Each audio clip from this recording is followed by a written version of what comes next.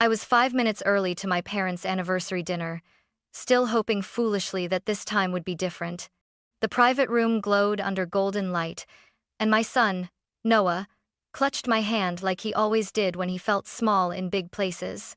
"Can I get dessert?" he whispered. "Anything you want," I promised. Then I saw them, my sister Amber, her husband, their kids devouring $100 steaks. She didn't stand, didn't smile. Just slid the breadbasket toward Noah and said, almost amused, "We didn't order for your son." My dad added, "You should have packed him something." My mom didn't even look up from her glass of water. For a moment, I couldn't breathe. Then something inside me, years of swallowing my pride and paying everyone else's bills, finally cracked. So when the waiter returned, I stood up, looked straight at my family and said, "Cancel their orders. My son will eat tonight." I had spent weeks planning that dinner. 40 years of marriage deserved something beautiful, something peaceful. I booked the best steakhouse in town, reserved a private room, and even brought a restored photo from my parents' wedding framed in silver, wrapped in gold paper. I thought for once, maybe we could all sit down and act like a family. But the moment Amber opened her mouth, I knew I'd been naive. She didn't even look up when Noah and I walked in. "Oh, hey," she said, as if we'd just interrupted her manicure. Caleb, her husband, already had a drink in hand. Their 2 boys were shouting over a video game, headphones around their necks, plates of steak half-eaten in front of them. No one stood. No one asked how we'd been. I helped Noah unfold his napkin, whispering, "You can order whatever you want, honey." He smiled shyly, pointing at the chicken tenders on the menu, cheaper than anything on the table, but his favorite. I was about to wave for the waiter when Amber leaned across the table, pulling the breadbasket toward Noah. "We didn't order for your son," she said, like it was a completely normal thing to say. I blinked, waiting for anyone to correct her, but my father just sighed. "You should have packed him something," he muttered. The words hit like a slap. My mom didn't even look up from her water glass. The air in the room thickened, hot and humiliating. Noah's smile faded. He stared down at his napkin, twisting it between his fingers. Something inside me hardened. I wasn't just embarrassed, I was done. Done being the dependable one. Done paying Amber's bills, babysitting her kids, fixing her messes while everyone excused her chaos. I took a slow breath and looked at the waiter who had just returned, pad in hand. "Excuse me," I said calmly. "Please cancel any orders that haven't been sent to the kitchen." Amber's head snapped up. "What?" I smiled, steady and cold. "And please move everything already ordered to my father's bill. It's his anniversary, after all." A hush fell over the table. My dad froze mid-bite. Amber's mouth opened, then closed again. "And my son," I added, "will have the ribeye medium rare with truffle mac and cheese. Make it quick." Noah's eyes widened. Then, slowly, he smiled. For the first time that night, he wasn't ashamed. And for the first time in years, neither was I. No one spoke for a full 30 seconds after I ordered. You could hear the clink of ice in Amber's glass, the muted laughter from another table, the quiet hum of the air conditioning. My dad just stared at me, jaw tight, like I'd committed a crime against the family name. Amber leaned back in her chair, a sharp little laugh escaping her throat. "Wow, Lauren. Overreact much?" she said. "It was just dinner." "Exactly," I replied. "Dinner. Which apparently requires humiliating my child first." Caleb cleared his throat, clearly uncomfortable. "Come on, let's not make a scene." I cut him off. "Oh, a scene? Because that's your family's favorite word for consequences." He looked down at his drink. My mom shifted in her seat but said nothing. Silence became their weapon, as always. I'd seen this act too many times. Amber the victim, my parents the peacemakers, and me, the unreasonable one. When the waiter returned with Noah's ribeye, he placed it gently in front of him, then glanced at me with a faint, knowing nod. I returned it with a quiet "thank you," Noah whispered. "It's okay, Mom." "No," I said softly, cutting his steak for him. "It's not, but it will be." Amber's kids were now whining because their fries had gone cold. My mom started fussing over them immediately, like it was a national emergency. Noah just ate quietly, every bite deliberate, Like he understood this meal wasn't just food, it was a statement. When the check finally came, the waiter handed it to my dad. I watched the color rise in his face as he saw the total. He looked at me as if I'd betrayed him. "You really think this was necessary?" he asked through clenched teeth. I met his stare. Completely. He pushed his chair back. "You've embarrassed us." "Funny," I said, standing up. "That's exactly what you said when I graduated with honors instead of getting engaged like Amber." His lips tightened, but I didn't wait for another word. I placed the gold-wrapped photo on the table. "For the anniversary," I said. "You can open it when we're gone." I took Noah's hand, and we started toward the door. As we passed the dessert cart, my elbow brushed a tray just enough to send one delicate plate crashing to the floor. The entire room turned to look. I didn't apologize. Outside, the night air felt cool, sharp, clean. Noah squeezed my hand again. "Mom?" he said softly. "Are we in trouble?" I knelt so we were eye to eye. "No, sweetheart," I said. "We're free." Behind us, through the window, I saw my father glaring, Amber whispering, my mother pretending not to notice the broken dessert plate on the floor. Let them eat in silence. I'd had enough of swallowing mine. The next morning, my phone wouldn't stop buzzing texts, calls, voicemails. "Amber, what the hell is wrong with you, Dad? You'll pay for that dinner, Lauren. You humiliated us. Mom, you embarrassed your father on his anniversary." I didn't answer a single one. I poured myself coffee, helped Noah get ready for school, and let the storm scream into the void. By evening, I thought it had passed. I was wrong. At exactly 6:42 p.m., a car door slammed in my driveway, then another. Through the window, I saw them, my parents, Amber, and that envelope in my father's hand. He was gripping it like it was evidence for a trial. Noah peeked from behind the curtain. "They're here," he whispered. "I know," I said quietly, setting my mug down. "Go to your room, sweetheart." The doorbell didn't ring, they just walked in, as if my house still belonged to them. "Lauren," my mother began, her voice dripping with performative calm. "We need to talk." Amber crossed her arms. "You embarrassed the whole family last night. You turned a simple dinner into a circus." I leaned against the counter, arms folded. "You mean the dinner where you refused to feed my son?" Dad dropped the manila envelope on the island with a sharp thud. "That's the invoice for the private room. $1,000. Since you decided to cancel things, you'll pay your share." I looked at the envelope, then back at him. "You came here for $1,000? Amber scoffed. "You're unbelievable." That's when I picked up my phone and called Uncle Mark. "They're here," I said simply. "We'll be there in 10, he replied. The room went still. Amber frowned. "You called reinforcements? God, you always need an audience." "I just like witnesses," I said. 9 minutes later, Mark and Aunt Diane walked in without knocking. My mother's fake smile faltered. My dad's color drained. Mark stood beside me, quiet but solid. Diane's eyes swept the room like she was collecting data. "Let's make this quick," I said. "I'm done supporting Amber. The rent I've been covering for the past year done. The babysitting done. The excuses done." Amber's voice shot up. "Excuse me? You offered? You wanted to help." Diane's tone cut through her like a blade. "You wanted help, Amber. And Lauren gave it. Every time you called crying about bills or Doug or life being unfair, when's the last time you helped her?" Amber's jaw clenched. No answer. Dad slammed a palm on the counter. "Enough.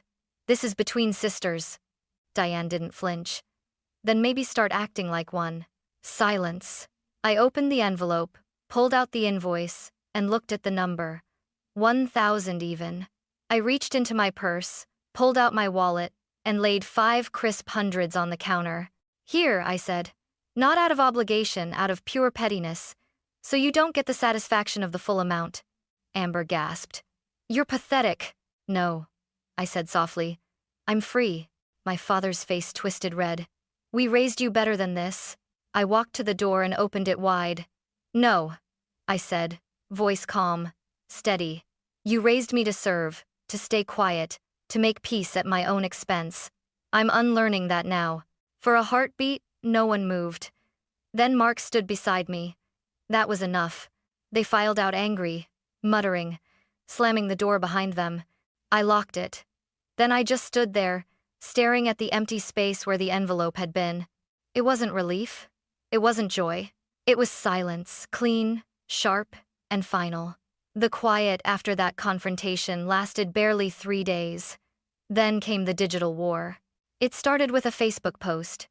Amber uploaded a smiling photo of her and my parents, captioned, "Family is everything, even when some people forget what that means."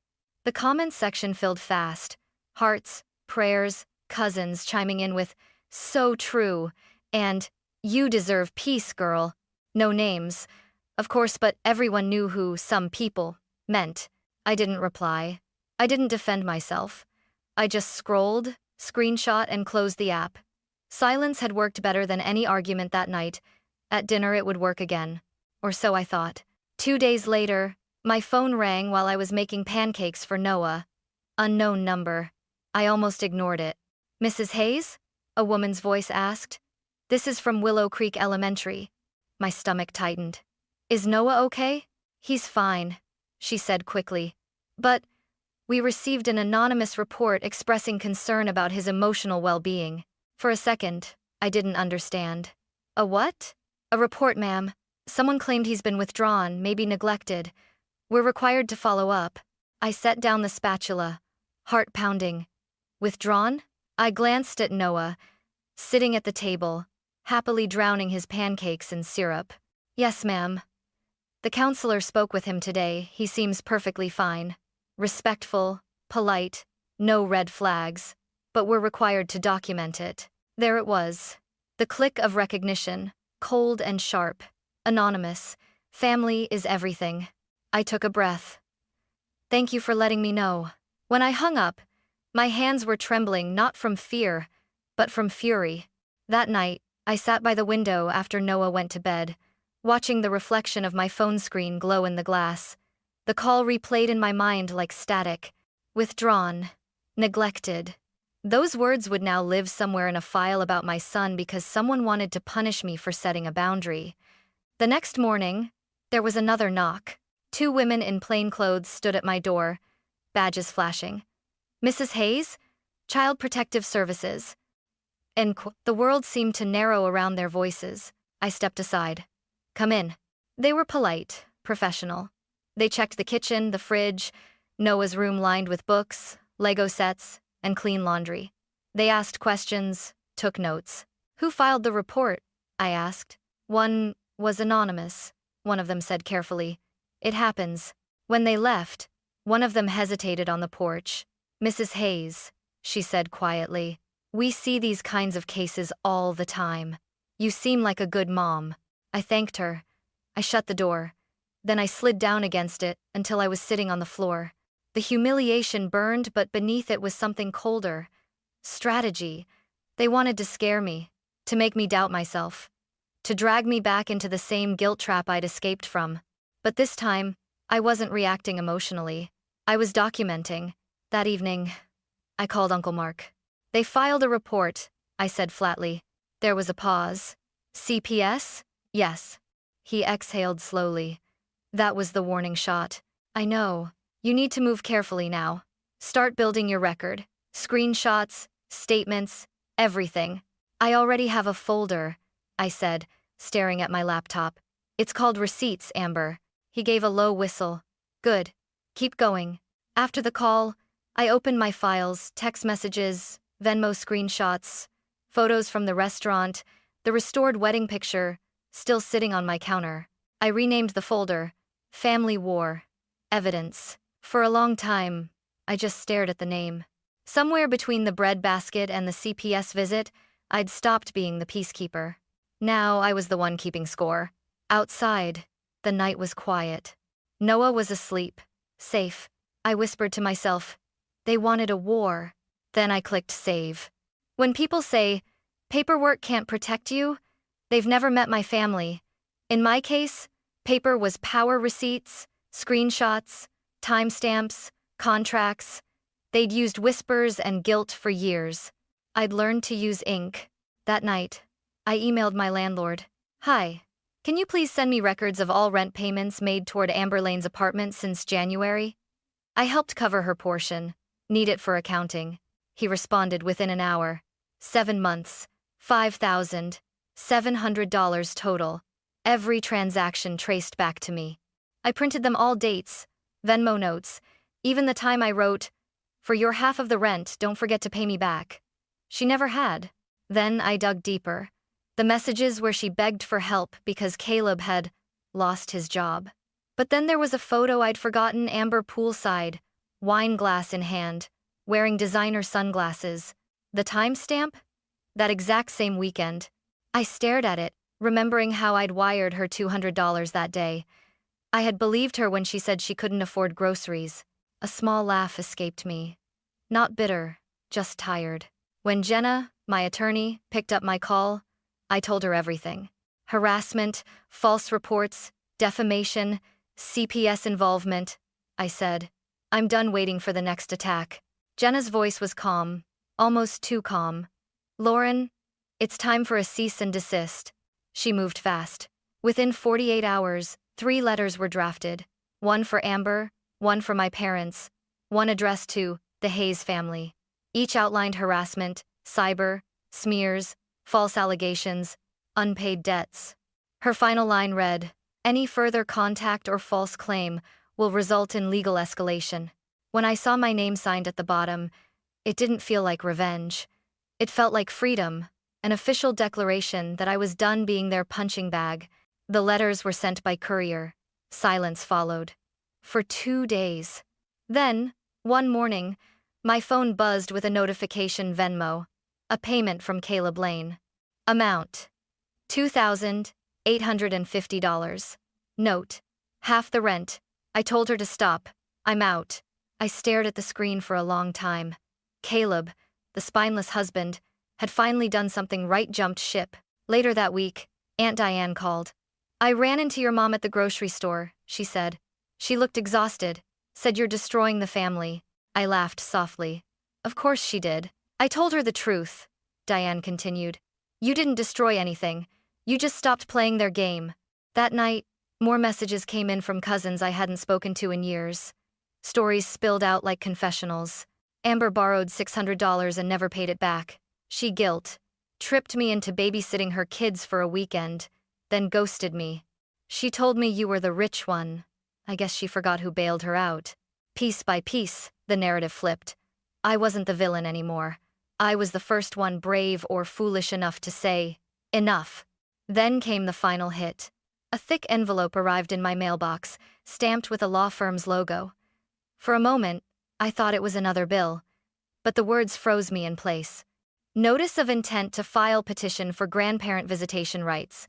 I sat down slowly. My parents weren't just angry, they were going legal. They were going after my son. Inside was a letter from their attorney, written in formal indifference. "Mrs. Hayes has denied her parents access to their grandson without justification, causing emotional distress. Petitioners believe visitation is in the child's best interest." I reread it 3 times. They didn't mention the dinner. They didn't mention the breadbasket. They didn't mention the fact that they hadn't looked at Noah once that night. No, this wasn't about love. It was about control. I felt the familiar heat of panic rise, then cool into something harder. If they wanted to turn family into litigation, fine. They'd taught me how to play by their rules. And this time, I had the paperwork. The next morning, I met Jenna in her downtown office, calm, white walls, everything smelling faintly of coffee and authority. She slid the petition across the desk without flinching. "They don't have a case," she said flatly. "Arizona law is clear: grandparents can't claim visitation unless the child's parents are divorced, deceased, or proven unfit. You're none of the above." I exhaled, finally. "So it's just noise?" "Not just noise," she replied. "It's strategy. They're trying to wear you down.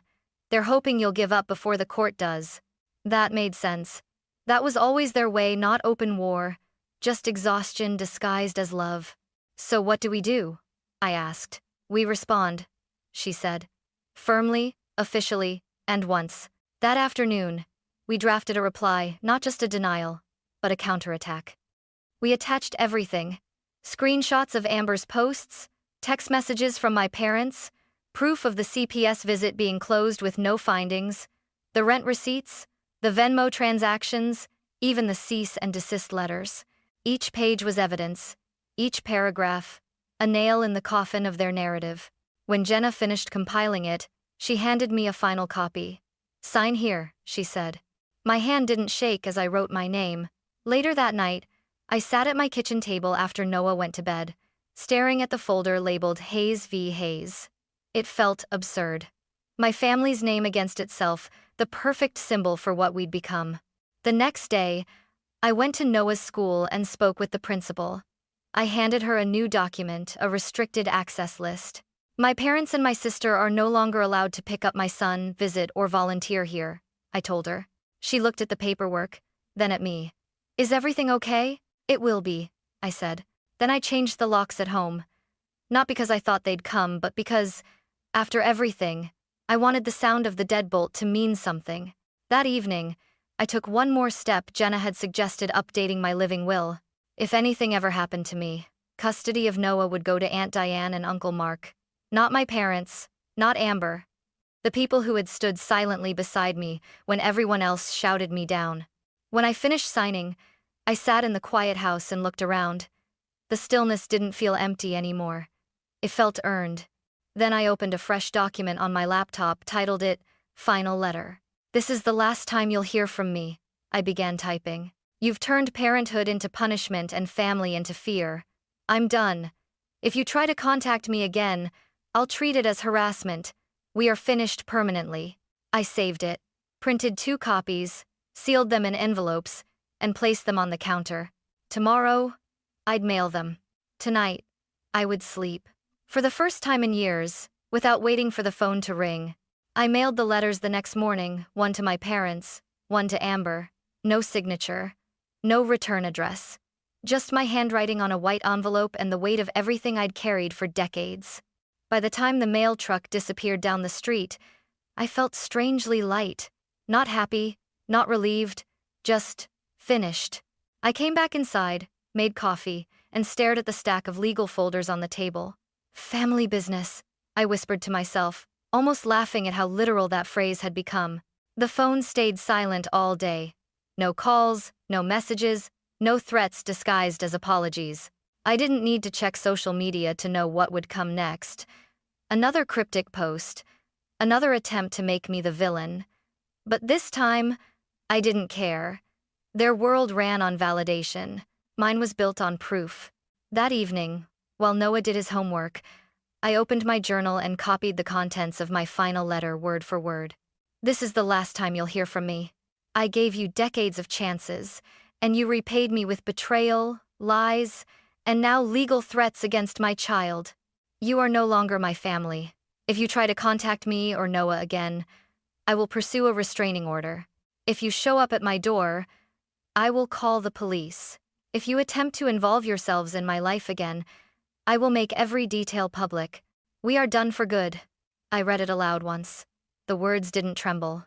Then I tore the copy from my journal, folded it neatly, and slid it into the bottom drawer with the rest of my documentation, the paper trail of everything I'd survived. Before going to bed, I stood in Noah's doorway for a moment. He was asleep, his face calm, the kind of peace I'd forgotten was possible. I whispered, "It's over," though a part of me still didn't believe it. But when I turned off the light, there was no dread, no buzzing phone, no guilt waiting in the dark, just silence and the soft rhythm of my son's breathing. A week later, I took Noah camping. No phones, no noise, no reminders of who we'd cut out of our lives. Just us, a tent, and the steady heartbeat of the woods. The sky was deep blue by the time we built our small fire. Noah roasted a marshmallow, his cheeks glowing in the flicker of flame. For the first time in months, his laughter sounded unguarded, light, honest, whole. He looked at me, smiling. "You seem happier, Mom." I smiled back, the kind that feels strange on your face after too many storms. "I am, sweetheart." I finally drew the line. When he turned back to the fire, I reached for the old gift bag I'd brought with me, the same one that once held my parents' restored wedding photo. The frame still gleamed, silver and perfect, pretending to preserve something sacred. I stared at it for a long time. The faces inside looked like strangers wearing familiar skin. Then, slowly, I unwrapped it and laid it at the edge of the fire pit. The flames caught quickly, curling the corners, melting the illusion. Noah glanced up. Was that important? I nodded once. It used to be. We watched until the frame was nothing but ash and glimmer. The woods went quiet except for the crackle of the fire and the soft rustle of trees. For the first time, the silence didn't feel like punishment. It felt like peace. I lay back on the cool ground, watching stars emerge one by one. My past had been loud, full of slammed doors, whispered insults, and unspoken debts. But the present? It hummed with stillness. I turned to Noah. You know what, kiddo? He looked up, marshmallow stick in hand. What? Family isn't who raises you, I said. It's who lets you grow. He grinned, eyes reflecting the firelight. And under that wide, forgiving sky, I finally believed it.